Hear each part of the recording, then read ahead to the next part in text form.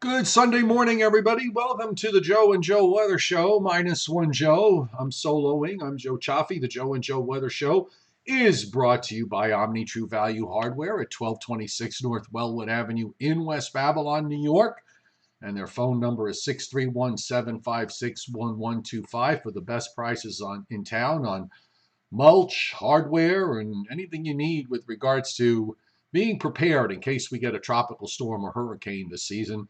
The website is omnitruevalue.com. Wholesale holiday lighting by Giannini, our other sponsor here. Your complete holiday lighting specialist, meeting all your decorating needs at 162 Ocean Avenue in Lindenhurst, New York, also on Long Island.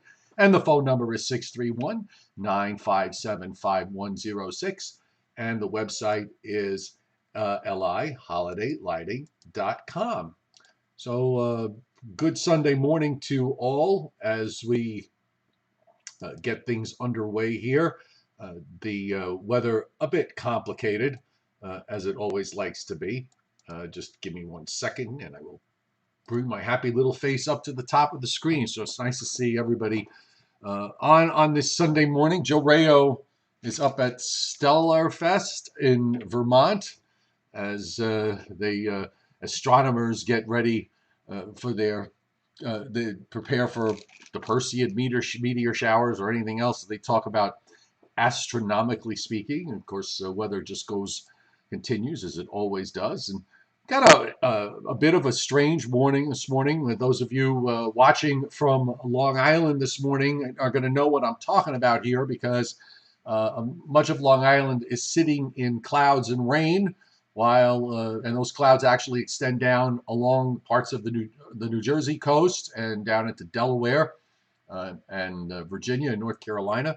And that's because we have a pesky little low that it's a small feature, but it is very, very obvious indeed on the satellite loops this morning. So I think we'll get that underway, and we'll start taking a look at what in the name of God is going on with this little area of low pressure that is sitting off the East Coast. You can see it right there off the New Jersey coast. Definitely a low-level circulation, believe it or not. I mean, the cloud swirl is certainly obvious on the satellite, but it's a very, very small system. There was rain overnight that moved through parts of New Jersey, now moved off to the northeast. It's a small area of rain, and it's basically sitting right over Long Island this morning. If you're watching from eastern Pennsylvania, you're enjoying mostly sunny skies, most of northern New Jersey, the Hudson Valley, weather pretty nice, although some clouds are starting to form on the northwest edge of it, at least as we look at the loop as of 11:02 Eastern Time. Meanwhile, out to the west, across the upper Midwest and the upper Mississippi Valley, down to the middle Mississippi Valley, we're seeing some action here with some showers and thunderstorms. And really all we have to do is get this little low out of the way, and we are going to enjoy some summery weather area-wide in the Northeast and Mid-Atlantic states and points south for much of this week. Doesn't look like a whole lot is going to be happening in terms of showers and thunderstorms until maybe late in the week. And there are going to be some chances as we go through day to day. Probably better chances will come Tuesday and beyond. I don't think there's going to be much of a chance for tomorrow unless you're well inland and something pops up. It's Stellafame. Okay, or Stellafest. Stellafame. They're up in northern Vermont, and if you look at the satellite up in northern Vermont and most of New Hampshire and Maine, it's pretty much a nice, decent day. A few patches of clouds here and there, and probably a couple of specks of showers. The Rockies are doing okay, but we're still seeing. Look at all the smoke. You can see it pretty obvious. That milky white that's over the Dakotas, down into North Texas, and then back westward. And of course, you see these areas where the smoke is not showing up very well, picking up on some of the higher terrain or the valleys where the smoke is just kind of evading it for whatever reason, being out either side of any of the mountain ridges. You can also pick up on the lower left. You can see the low clouds off the coast of Baja California. The cold ocean currents that exist here means that the nights and mornings low clouds and fog. Speaking of nights and mornings, this morning 61 here in the North Georgia mountains. Beautiful start to the day. Some low clouds and fog, which just quickly burns off after about an hour after sunrise, and then skies just have gone mostly sunny.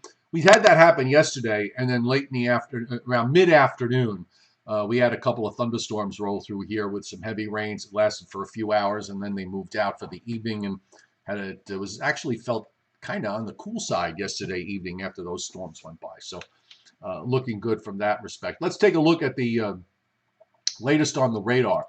And there you have it.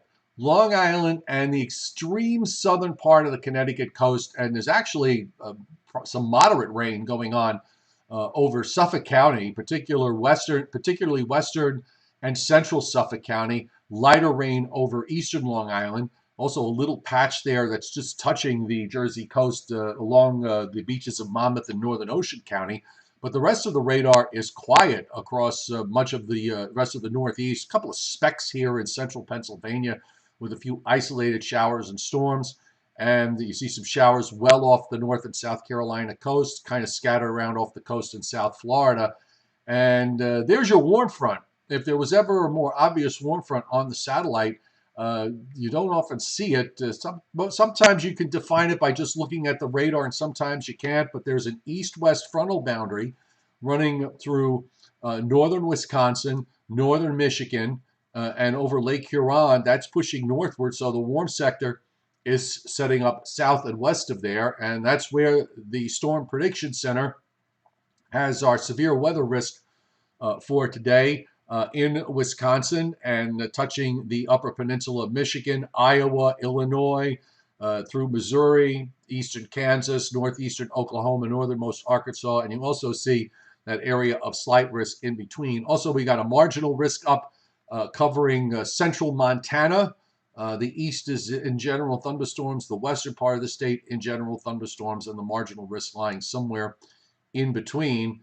Now, lucky me, I'm sitting in this area of no thunderstorms being forecast today from southwest Ohio up to down to northern Alabama and into northwest Georgia. So the next couple of days as we check out, unlike last week where the severe weather risk was relatively minimal, it's a bit more obvious today. We have a slight risk indicated for North Dakota and a marginal risk from western Minnesota on down into northern Kansas, and another area of marginal risk for tomorrow from eastern Iowa down through most of Illinois, most of Indiana except the Northeast, and a portion of west central Kentucky.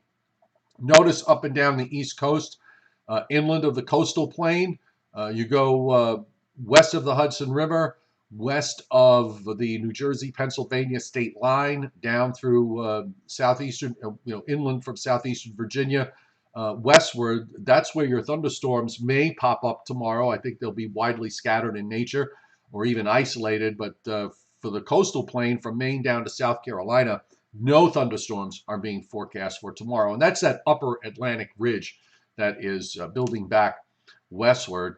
And taking a look at the next day, which is the next period here is Tuesday into Wednesday. We have a rather large area of slight risk for Wisconsin, the upper peninsula and the lower peninsula of Michigan, with the marginal risk extending down into Kansas. Now this area, by the way, the SPC has been showing in their long-range forecast over the last couple of days potential risk in the upper Midwest. They kind of shifted it around a little bit further to the east today, and you can see for the forecast period for Tuesday into Wednesday, and back to general thunderstorm activity in parts of the Northeast and down to the Mid-Atlantic, except again, southeastern Virginia, eastern North Carolina, South Carolina, out of general thunderstorm activity for tomorrow. So again, that's that Atlantic ridge that is building back westward. WPC in terms of rainfall amounts this week, not really a whole lot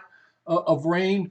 Most rainfall amounts are under a quarter of an inch. We've got some exceptions to that. Parts of upstate New York, parts of southwestern New England, North Carolina, back through the Ohio Valley and over and around the Great Lakes and the middle Mississippi Valley. Now that will be due to weather fronts that will be coming through later this week. And we also have the potential for maybe a couple of inches of rain over the next 7 days in central and south Florida. And the monsoons will be revving up a bit into Arizona and New Mexico, but not pushing further north up into Iowa, Wyoming, Colorado. A limited amount moving up into Colorado. Much of the west is on the dry side. So here's the surface map this morning. This is the latest plot from the weather prediction folks from 8 a.m. And you can see that a little broad low is analyzed just east of the New Jersey coast. And it's on that old frontal boundary that has been here for the better part of a week. Part of it still extends out east into the Atlantic.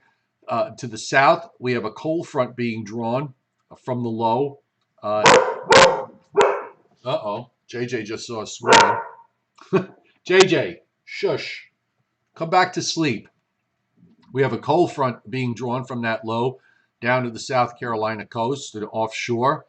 This probably explains the air behind this is a bit more stable. We actually have dew points down in the 50s in West Virginia and in the Virginia, North Carolina mountains, and even down to me, dew points this morning down into the 50s. You don't have to go too far south of there. You start to get into your tropical dew points in the upper 60s and 70s, but there is some dry air that has funneled down behind all this. It's a narrow stripe of dry air, but it's dry air nonetheless. And also, it helps to have at least a general wind that is, even though it's very light, it is predominantly from the north or northeast, and that helps to provide a little bit of downslope here. So you get a little bit of the drying of the air. Meanwhile, the dew points are actually a little higher across Pennsylvania, upstate New York, and into Connecticut, to southeastern New England, seeing dew points there in the 70s. And of course, there's your warm front. Take a look again. Just look at the radar from earlier, this east-west front from Minnesota back right across northern Wisconsin, northern Michigan, and then you look at the surface map, and it matches up almost perfectly here with the way they have it analyzed. You've got dew points in the 70s to the south of the front with temperatures in the 70s and a southwest wind. Ahead of it, most winds are running anywhere from southeast to northeast, and temperatures and dew points are in the 50s and 60s. So there's your cooler air, your cooler Canadian air, your more stable air up to the north, and that warm front pushing up northward, setting up that warm sector for the severe weather threat later on today. A little bit of frontal action back up into parts of Montana. You've got a couple of lows on a frontal boundary that runs from Lake Winnipeg on south and west across Idaho, and then adventuring its way through southern Oregon and back up into northern California. While that monsoon, there's that monsoon low sitting in southern California, right on the Arizona, Nevada, California triple state line there, and you're bringing up that subtropical moisture up from the south and feeding it in there. So they'll probably see some action in that part of the country over the coming days. Just want to at least give a look.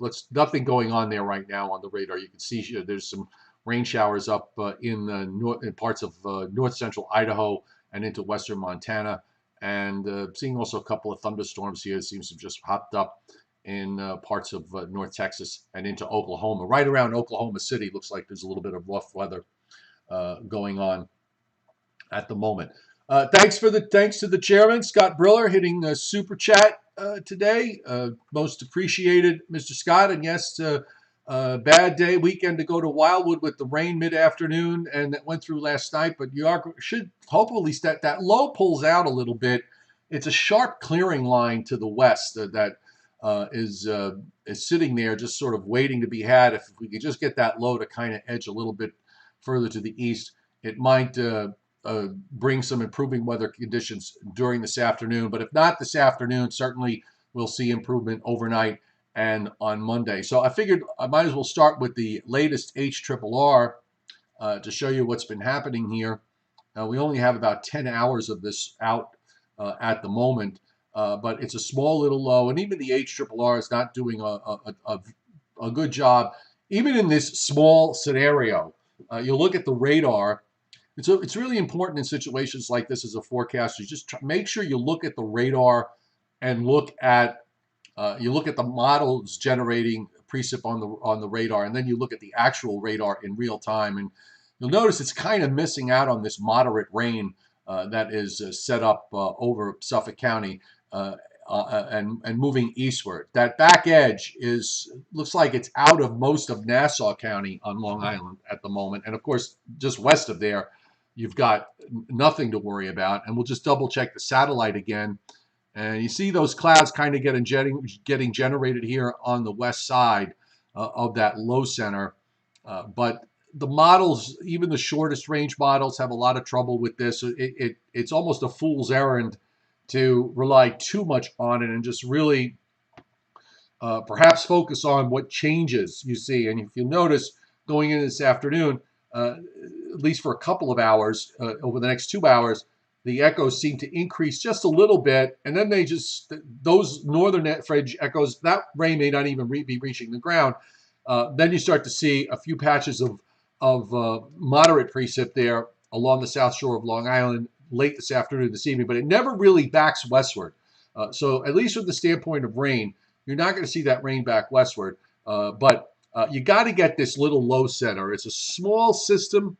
If this were further south, if this were down off the Virginia or North Carolina coast with that low-level circulation, we probably would be considering the possibility of this developing into a tropical depression. But we're too far north. Ocean water temperatures are now they're mostly running in the middle to upper 70s. So it's kind of borderline, but it's highly, every once in a while, if you go back over the years, every once in a while you do find systems that actually develop into tropical storms in this region off of east of Atlantic City. I believe we had one last year or the year before that formed just east of Atlantic City before it raced on out to the northeast. But it's not commonplace, and you probably, well, we're at August 8th, so the water temperatures are certainly at their peak now for the next 3 weeks. We're going to see them peak out in the mid to upper 70s. So it's just kind of, right on the edge there. But there's no real development here. The low, you still see the closed isobar as we move into tonight, but gradually that rain area just shrinks, although there's still indicated with a lingering shower there in central Long Island and into Long Island Sound. So at least if you're watching from there, you're not going to have a good day today. If you're west of this area, you're going to have a much better day, although not picture perfect. And then when you get into Pennsylvania and far enough into upstate New York, you're going to be in much better shape. So let's look at the GFS from last night and take a look at what's happening here. And then we'll switch over to the upper air and then take a look at the tropics. But in the meantime, there's your little low. Gradually fades out as it's still there, though, Monday afternoon. And then you start to see the model generate some precip. I would think that this would be scattered showers, but or a thunderstorm. But I'm kind of thinking that that's way overdone, and that we won't see much in the way of activity for tomorrow. Finally, the low is gone. By Tuesday, it's still there. It's still east of Cape Cod. And let me just back up. You can see how I probably should switch over to the radar. I think that's a much better view of things than looking at the actual precip. Sometimes the GFS on the precip map goes way overboard with showing stuff. So here's how it looks on the radar. And you can see for late this afternoon in that area of severe weather risk that we talked about up in the upper Midwest to the middle Mississippi Valley, you're seeing the model generate some showers and thunderstorms. As always, when we deal with this sort of stuff, two things. You want to make sure you go to weather.gov to get the latest information regarding severe weather. The second thing is try not to take the model views of of thunderstorms and where they develop literally, because they're oftentimes wrong, particularly in our neck of the woods. But rather just understand that there's when you have the severe weather risk, that indeed there is risk based on the dynamics in the atmosphere, and at the end of the day, you really have to look at what's going on the radar to figure out whether you're going to get hit with severe weather or not. Also, low pressure there developing in Montana with some storms there north to the west side of the low, and then We have the low moving eastward for tomorrow. Of course, here in the east, you can see how on the radar uh, overnight there's nothing, and then you see a couple of scattered showers that pop up tomorrow afternoon. I guess, I don't think there'll be thunderstorms. They'll probably just be light showers because of what's left over of the low, and then they disappear by sunset. So that'll just be an inconvenience. I didn't put anything in for the forecast tomorrow. I may have to revisit that when I update later today. And then tomorrow night into Tuesday, you're looking at the southwest flow taking over in the eastern part of the United States. There's some more storms for the Great Lakes and the middle Mississippi Valley. Wednesday's the same. Again, it's all about the Atlantic Ridge this week. Late Wednesday, some storms show up in the mountains in central PA down through western Virginia and scattered around into western North Carolina and the southeast. I mentioned the other day with Joe Rayo how this is a time of year where usually you do have a lot of scattered thunderstorms that pop up from the Mid-Atlantic down to the Gulf Coast, but they seem to be at a minimum this coming week, and it's been behaving that way to an extent over the last couple of weeks. I mean, there have been storms there, but there have been fewer storms than you would normally get during this time of year. And then on Thursday, we have a bit of an upper trough that's running out ahead of the cold front that's going to come through late on Friday. Your front's back through here. There's a bit of an upper trough that comes out ahead of it and triggers off some thunderstorms again from the mountains from northeastern Georgia northward through the Appalachians. It's scattered around parts of New England and Pennsylvania. This is Thursday night with some scattered storms in eastern PA. I'm wondering whether there might be, we're certainly going to have general thunderstorm risk for Thursday. I'm wondering whether that we might see some marginal risk zones put up for later Thursday. I'm a little more interested in Friday as a severe weather potential day because of this cold front that's approaching. And I think one of the critical elements with the front for late this week is going to be the timing, the time of day. Does the front approach late in the afternoon and set up thunderstorms late Friday afternoon and heat and evening to take advantage of the maximum daytime heating, or is the front lag behind a bit and doesn't come through until the overnight when maybe you'll have some showers or a rumble or two of thunder, but the strength of those storms will be a lot weaker. And then going into next weekend, looks like we may catch a bit of a break because if I roll it back, you'll notice that there's a nice little high there on Thursday coming into North Dakota and spreading across the Great Lakes. And I think that should bring some dew point relief for next weekend. That front, like so many others this summer, makes it pretty far south, down through the Carolinas and into northern Georgia, northern Alabama. So this might be another instance where we could see dry air move to areas further south than normal for this time of year. And going through next weekend, noticing that the GFS generates a little surface low there north of the Bahamas and starts to lift it up to the northeast. It actually shows a bit of pressure fall. So we'll have to it's done this for a couple of runs.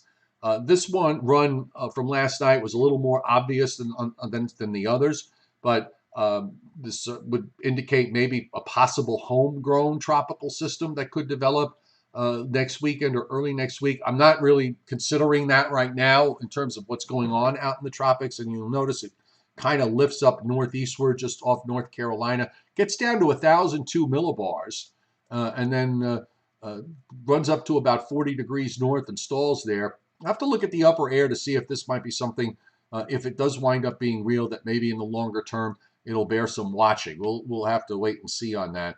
Now let me switch over. We're going to talk about let's talk about what the Hurricane Center is doing today, and you'll notice that on the latest outlook, I'm going to jump to the 5-day outlook. And on the latest 5-day outlook, still indicating that they're watching those 3 waves. The one furthest to the west, no chance of developing. They've got 0 for the next 5, and I would agree with this. The upper air winds, we've been noticing a lot of strong easterly shear coming off of Africa. So that is going to probably keep things from developing. And we've also been talking about just to the north, along 20 degrees north, we've got westerly shear going on. So this these systems have been sort of threading a needle in trying to find somewhere in between where conditions are a bit more favorable. And that seems to favor the two waves that are ahead of it. The one in the middle is a 30% in the next 48 hours and 40% in the next 5 days. And the one to the left of that is now also at 30 to 40% as that moves west or west-northwest and kind of straddles the islands from the Lesser Antilles and then eventually over the Greater Antilles and towards the Bahamas toward the end of next week. So it's perhaps that wave is the seedling that the GFS is picking on with trying to develop that low in the Bahamas come next weekend. So we'll certainly keep an eye on both. So here's the latest satellite loop of these three little waves. The one off the African coast, it's a broad area of showers, and if you look at the loop closely, you can see the clouds are kind of going from south to north and a little bit from north to south on the west side. So there's some kind of very, very broad circulation here in the upper atmosphere. But in terms of what's going on at the surface, we don't see any hint of a concentration of showers and thunderstorms trying to coalesce around some kind of low-level center. So I think, again, the shear issue here is really a problem as far as development is concerned. Now, the second wave in the middle, the convection looks like it's increased a little bit. I did notice yesterday on the loop that there was also here a very broad low-level swirl that was mostly devoid of convection. I could see a little bit of turning here, so maybe there is a really weak low near where you see some of this convection, but you're going to need to show much more of an increase in shower and thunderstorm and some sense of organization. Not really seeing that there. The wave further to the west is kind of stretched out from northwest to southeast. You got a concentration of showers and storms right in here. And also you're seeing, showers there breaking out over parts of the island. So it is a bit disorganized at the moment. Again, I would probably focus on that one, maybe to develop in the latter part of the forecast period than early on in the forecast period. So they've got their 40% numbers for the days 3, 4, and 5, which would be so Sunday into Monday, Monday into Tuesday. So we're talking about Tuesday into Wednesday, Wednesday into Thursday, Thursday into Friday as the time that the Hurricane Center is thinking that this may wind up developing into something. So let's look at the upper air and what's happening in that world and why the tropics are behaving the way they are. And I often use the map, which is the 200 millibar, and it shows the wind shear from 850 millibars all the way up to 200, or roughly from about 5,000 feet all the way up to 25,000 feet. And when we say wind shear, we're talking about wind that is increasing. The wind speeds are increasing with height, and hurricanes and tropical storms don't like that. They like the exact opposite.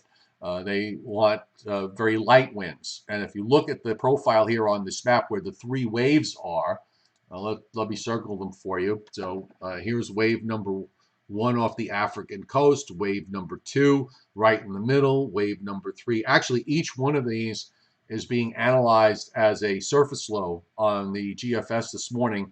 Now, if in the colors, in the orange and in the yellow and in the green, those are areas of increasing winds. The orange and red are where the strongest winds are, and this is up at the 200 millibar level. I mean, this is the average of the wind in that big layer from 5,000 to 25,000 feet. And you'll see right here, this is all easterly shear that is south of the low center. And then when you look at further north, we can actually follow this from a long ways away, the jet stream here. I'm going to just move it along. There it is. And this is up at 200 millibars. And all across the subtropical Atlantic is certainly north of 20 degrees north, you've got this belt of winds of 20 to 30 knots or higher. And this has, this also is a problem for tropical cyclones. So these waves, these three waves, seem to be holding together because they're in that, they're kind of sitting in between those two shear areas in that bluish zone. And in the blue areas, we're talking about upper air winds. The wind shear is 15 knots or less. And this is much less hostile, much more favorable for tropical cyclone development. But there's a problem having that easterly shear to the south and that westerly shear to the north. You kind of want it in a place where there's a deep, the trough in that part of the atmosphere. And I'm just going to illustrate this as an example. But if we had, let's say, a trough down here with an upper low that was dropping down to the southwest, and that might allow one of these waves to develop, particularly the one that's to the east, because it would create a very strong outflow pattern for the tropical cyclone, and you really don't have that. You've got easterly winds on one side, you've got westerly winds on the other side of them, and they're kind of sort of stuck in the middle trying to find their way. I think the one thing that helps helps them along in maintaining some sort of presence is that the flow over them is actually not cyclonic but anticyclonic, or higher pressures up in that part of the atmosphere. So that is sort of a checkbox in their favor. But the shear areas to the north and the south are not a good are creating the hostile environment. And as we move along into tomorrow and Monday, the easterly shear kind of relaxes a bit, but that westerly shear to the north still exists through the Bahamas, north of Puerto Rico, north of the Dominican Republic, north of the Leeward Islands, and right across the Atlantic. Now, over time, that shear starts to weaken as the disturbance moves to the northwest. So we're now at Thursday, and you'll notice as we get along into, if we could, these maps would download a little bit faster, you start to see conditions be a little bit more favorable here as we move later in the forecast period through the weekend and into early next week. And there you start to see the beginnings of a surface low next Sunday. That's why the GFS is doing what it's doing. But even here, by the way, if you look at it, there's some issues. There's some shear from the southwest over the surface low. There's northerly shear on the east side, or northwest shear on the east side. So it's not an ideal setup for strengthening. It's more favorable than what it is now, but it certainly isn't ideal. And then as the low moves up, you're actually getting a little bit of westerly shear coming off the Carolinas.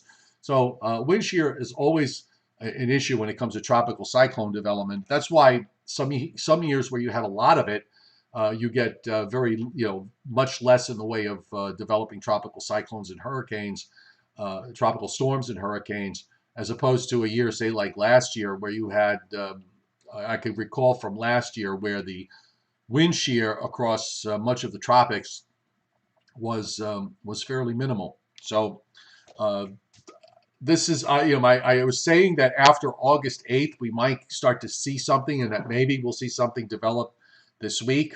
I think given what's out there and given the marginally favorable conditions, that we may wind up seeing something develop as the week goes on, but hard to say. Bill Rogers, the MJ, the Madden-Juliet oscillation. Now, I don't really follow it too much in the summertime, so I don't know what, I only know the relationships because people have posted about it. So phase 2 is one that's favorable for storms. I saw that Joe Bastardi mentioned in his in a post that the phase 2 back a few years ago was where we had Harvey, Michael, and he named one other storm. And I just had it in my brain, and it just slipped out. But if it's the phase 2 that's doing it, that could explain the low that's off the southeast coast for next weekend.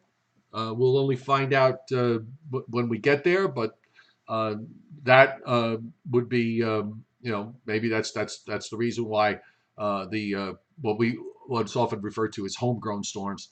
That's why maybe the models are doing what they're doing with respect to the system there that's sitting off the southeast coast later next weekend. So this is one of those things where you're in this kind of speculating phase from the standpoint of forecasting, because you're seeing what's going on, and you're trying to figure out, well, is something going to develop or is something not going to develop? And you take a look at everything that's going on. I think back to Elsa, which didn't have the most favorable conditions in the world, and yet somehow it sort of found a way uh, develop and seem to outperform, as you might recall, a lot of uh, what the models were showing. I don't remember the European had a really difficult time with it, and the uh, GFS was a bit better with that. So we'll have to see, we'll see how things go this week. European has been really not showing very much with respect to cyclone development here on their maps. This is the 5,000 foot profile. And sometimes you just have to kind of look for little circles or little kinks to see where there might be a low center. If you look on the lower left, I'll put the map back on for you. So just give me 1 second. Let me move me to the bottom. And what happened to my window? Let's see if I can. There we go. So let me bring the window back up here. Oh, come on, seriously. All right. Hang on, folks. I gotta take something off and put something on. New window, and there you go. Okay, so if you look at the European, if you look on the lower left, you can see that little closed system. That's a tropical storm on the Pacific side. Sometimes when they're in the development phases, you have to kind of look for, these little circles, these little round circles. Maybe the normal anomaly surface map might work a little bit better than here. At least we'll catch some low development, and really not showing very much. This is at 96 hours, which is Thursday. The two things I would focus on the European here on the surfaces. See this patch of light blue in the Atlantic here, east of the islands. That's below normal pressures in this region, and also you'll notice right here in the southeast Bahamas and north of the Dominican Republic, you have a small area of below normal pressure. So that's the European picking up on tropical waves. Doesn't really do very much of anything. Going through the forecast period from 120, 144, 168. It's got a little space there in between high pressure out in the Atlantic and higher pressures out to the west on the 192. And there's a little closed isobar there off the North Carolina coast at 216 and at 240 hours. It really isn't showing anything else other than on day 10. There looks like there's something of size coming off of the African coast. So I also want to take a look while we have this up here. There's two maps I think we can look at. I'm going to bring up the map of Africa. And so, we often talk about these waves moving off the African coast, but we don't usually look at them when they're moving across Africa, Central Africa, from east to west. So I think that's probably a smart thing to do. Here, the new one is just starting, so I'll just go back to the old GFS. And this is today. So you'll notice the equator is at the bottom of the picture. So 10 degrees north is right about here. So if you go east-west, let me draw a line. It'll be a bit of a thick line, but it will be a line. And so right about here is 10 degrees north. So you want to look for these systems in the tropics to come out in this zone this time of year. You want those tropical waves to be far enough north so that they can gain a little rotation as they move out off the coast and continue westward. Uh, where you see where the rains are here, the waves are on the southern end of that, so basically south of 15 north. But I, for most systems that make it westward all the way across usually come out south of 15 north, but I kind of like to look at the general area between 10 and 20. And you'll notice that there are perturbations that are moving across Africa during this week. You can pick them out here. Here's one on Tuesday. Here's one right in there. Here's another one back in here. Here's another one in Eastern Africa. And they just sort of move along at a regular pace. They come off the Indian Ocean. They move along at a regular pace, and then they start to come off. And at the moment, at least, none of these waves aren't coming off. Every once in a while, you get one of these well-developed waves that comes off the African coast. It is practically a tropical storm once it moves off. These just seem to be coming off a bit weaker. And I think the problem here is probably that easterly shear that we've been talking about, because it's been kind of persistent there in Western Africa. And again, these waves are going to continue to move along at a regular pace throughout the month of August, and then through most of September. Toward the latter part of September, the push of these waves westward weakens. So you see them sometimes come off the African coast, but then they have a real difficult time moving westward. Especially if they tend to be overdeveloped. They most of the time, the ones that come off that late in the month of September tend to stay out in the Atlantic and recurve a bit earlier. But the other thing that's going on that's been in the news is that there's been a rather large number of wildfires that have been occurring in parts of southern Europe. And we can take a look at the surface weather map for this particular region. We'll start off with the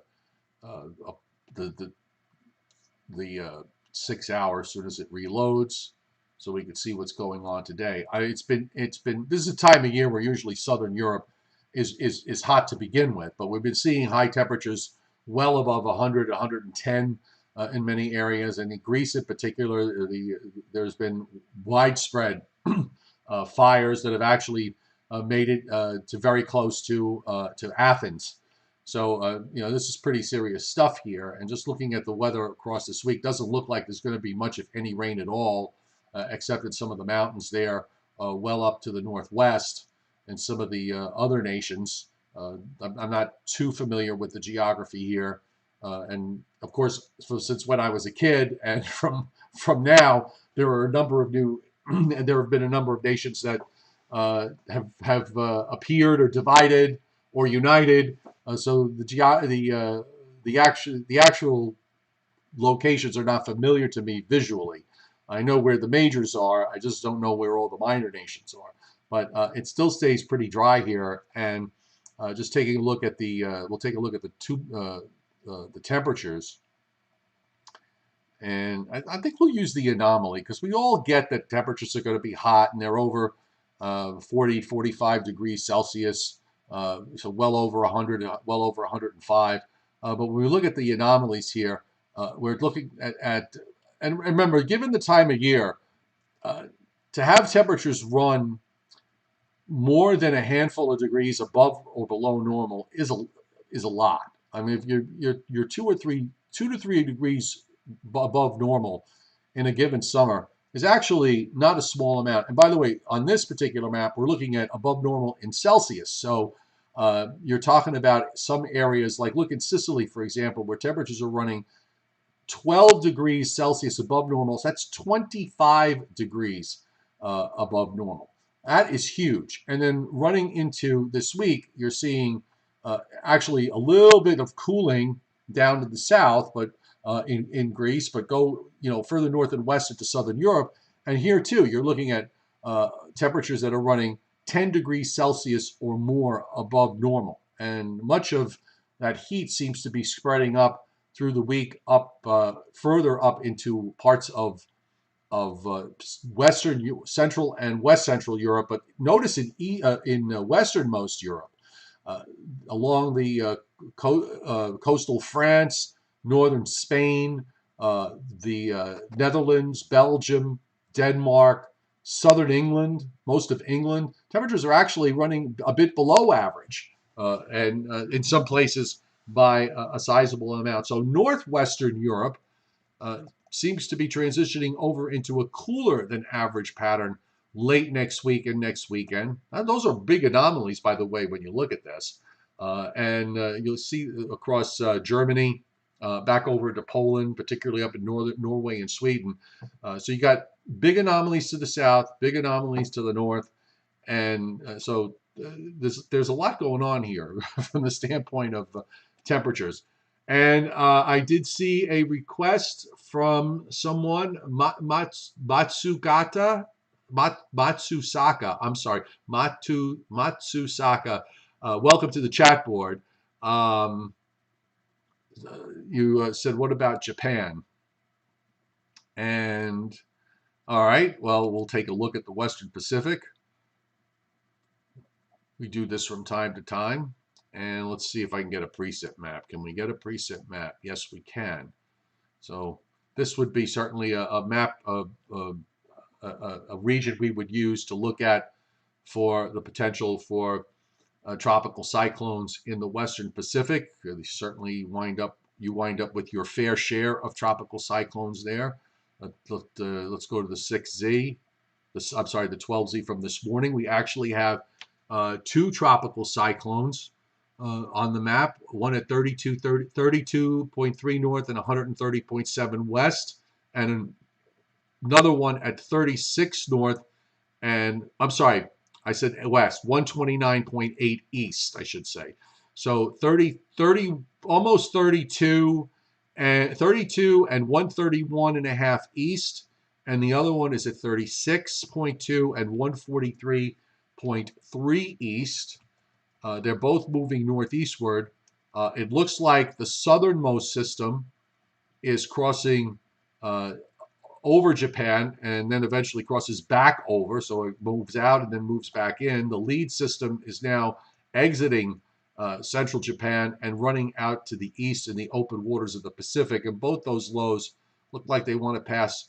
Well, the first one passes south of the Aleutians. The second one, as a post-tropical low, winds up heading up into the Aleutians. And I'll see if there's any new developments. Looks like a little tropical low there moving across the tropical Pacific, but doesn't look like the model's picking up on any development here at the moment after these two cyclones are gone.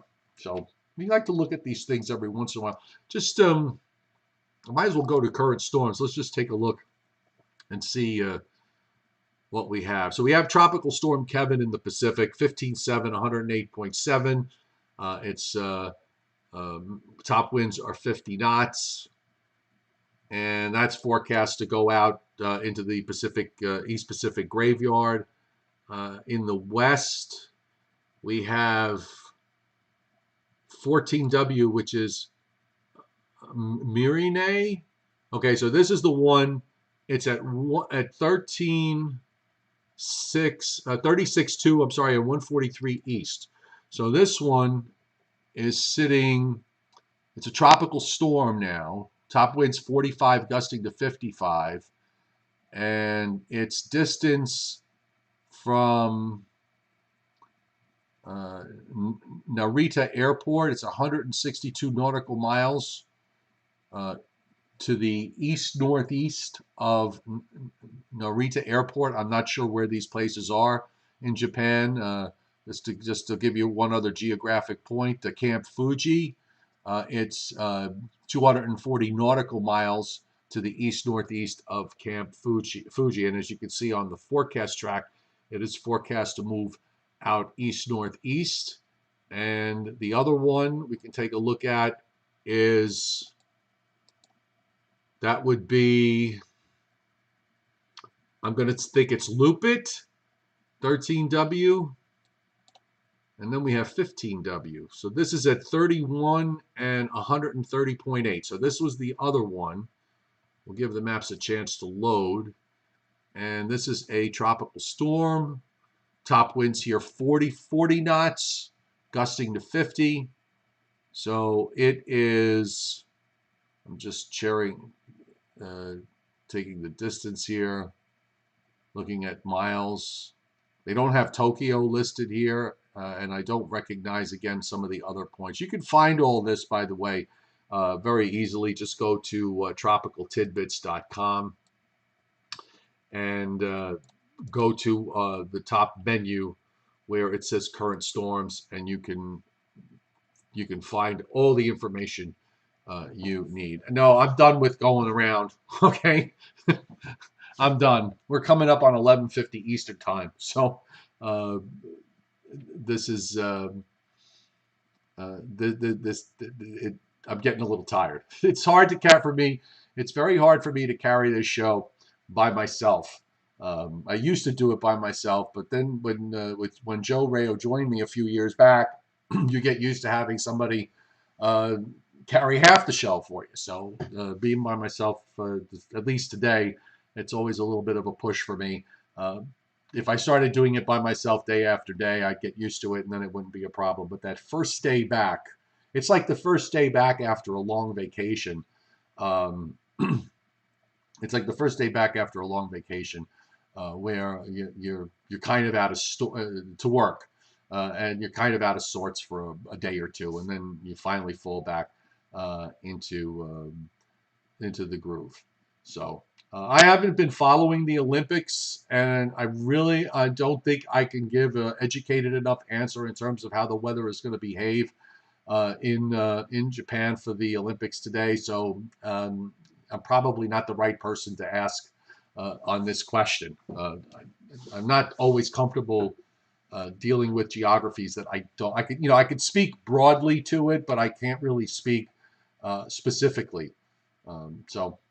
Anyway, I'm just running through the chat here.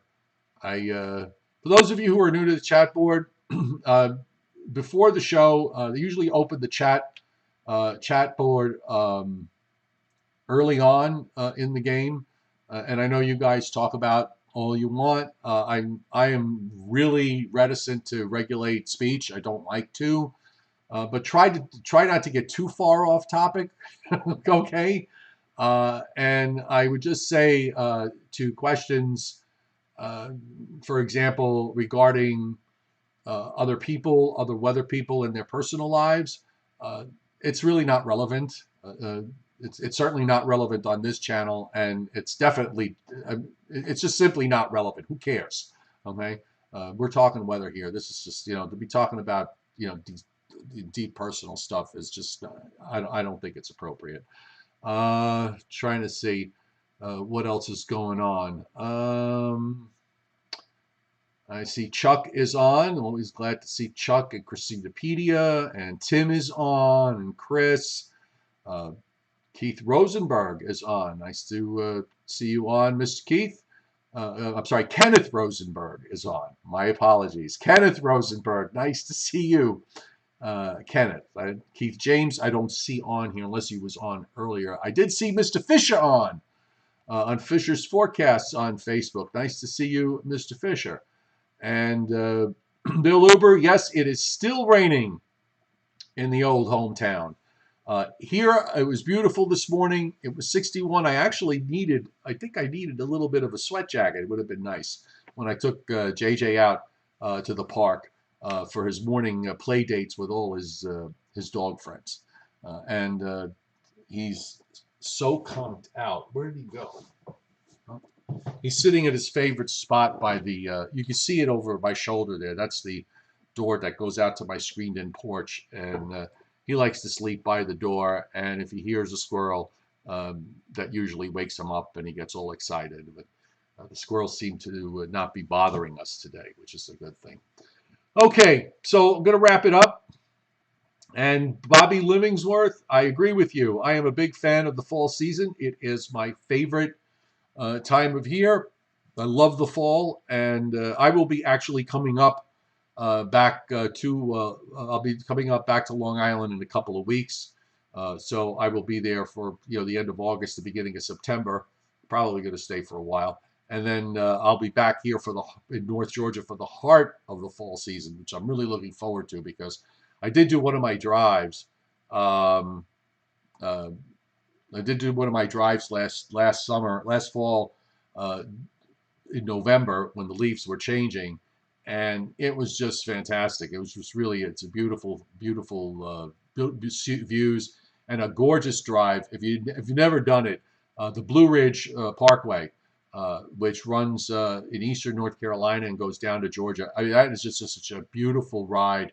It's one of the prettiest rides on the East Coast, if not the prettiest drives on the East Coast. Wonderful mountain views. If that's your thing, it is it's something you should put on your list of things to do. Uh, yes, Timothy Veltman said every time the wind blows, colored leaves are falling already. Must be too much July rain and cloudy, smoky weather. Probably is. I'm sure that's definitely going to have some impact. And Matsusaka, no worries. Okay, just putting it out there with regards to how we handle things here. We want to have fun. This show's about having fun. It's about enjoying what all of us enjoy, which is marveling at the uh, magnificence and the ferocity of weather on a day-to-day basis. We're kind of a special group of people, so we kind of try to stay focused on that and have a good time. I don't want this, I've never wanted, nor do I want this channel to become a hostile place. So when folks act like I mean, and I'm not referring to you specific. I'm not referring to you at all. But we do occasionally get these trolls that come on and really just try to make it miserable for everybody else. And I hate that. That just really drives me crazy. So anyway, like I said, I want this channel to always be a place where you can go to and get distracted and have fun and relax and talk amongst yourselves with regards to what's going on in the weather. And if you join the pre-chat, when I open the chat board up, usually about 2 hours before the show, you guys can talk. Guys talk about all sorts of different things, and that's perfectly fine. So once the show gets underway, we just kind of try to stay a bit focused. Okay. Joe will be back tomorrow, I think. So we'll be back tomorrow night. And I think he said tomorrow will be at 8 o'clock because he has a library talk. So 8 o'clock Eastern time for tomorrow. So we will see you then. Enjoy the rest of your Sunday. I hope it partially clears later this afternoon on Long Island, but I think it's going to be a tough sell with that pesky little low offshore. Maybe the rain will finally die off. Keep your fingers crossed on that. Otherwise, enjoy the rest of your day, and we'll see you tomorrow.